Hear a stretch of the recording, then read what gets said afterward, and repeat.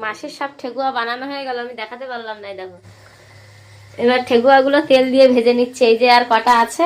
হ্যাঁ, আর এই দেখো দিয়াটা দেখো, একটা সোনাতের একটা মেশো তলাতে দেখো দেখো। আমি আগে খেয়ে টেস্ট করি, মিষ্টি দেরি করো। ঠেকুয়া খেতে কেমন লাগে কে কে খেয়েছে জানিও। আমি খেয়েছি মাসির বাড়ি এসে এসে। ছেড়ে দিয়েছে।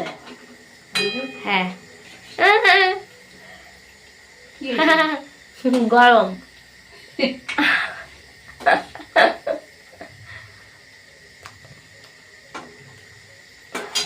দেখতে সুন্দর হয়েছে না?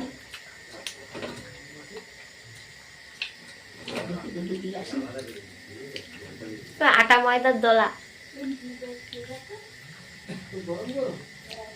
আটা ময়দা নারকেল। মাসি ভিতরে যেমন তা তেমনই। কি ভালো লাগছে না? মাসো ভাজা হয়েছে? তুমি বলো, তুমি জানো। ও মাসো, এর থেকে একটা ঠেকুয়া খেয়ে বলো কেমন হয়েছে। তোমাদের বিহারের মতো ঠেকুয়া বানিয়েছে কিনা। ও বিহারের থেকেও ভালো লেগেছে খেতে এখানে। ভালো লেগেছে? হ্যাঁ হ্যাঁ। তাহলে মেসোর ধারে শুনলাম যে ঠেকুয়া কেমন হয়েছে। মেসো বললো ভালো হয়েছে, আর এই যে ভাজা প্রায় কমপ্লিট। না না, ভালো মানে সাদা হয়ে গেছে কিরকম ভিতরে। আর মাসির আজকে ঘি দিতে ভুলে গেছে। কিরকম জন্য লাগছে। আর আমি বিহারে গিয়ে খেয়েছিলাম, মানে বিহারে গেছিলাম, আমার বাবু তখন অনেক ছোট ছিল। মাসিদের সঙ্গে গেছিলাম, ছট পুজোয় গেছিলাম। তো ওখান থেকে খেয়ে এসেছিলাম, তখনও ভালো লেগেছিল। আর মাসি 2-1 বছর বানাচ্ছে, তো মাসি অনেক মানে আগে তো বানাতো না, অতটা পারে না।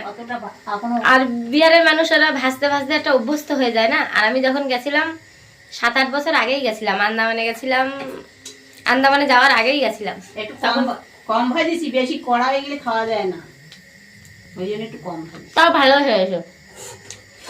তো আবার যদি বিহারে যাওয়ার সৌভাগ্য হয় সেদিন দেখাবো ঠেকুয়া। তো চলো আমি ঠেকুয়া খাই, তোমরাও খেলে চলে আসো। দেখো কতটা বানিয়েছি।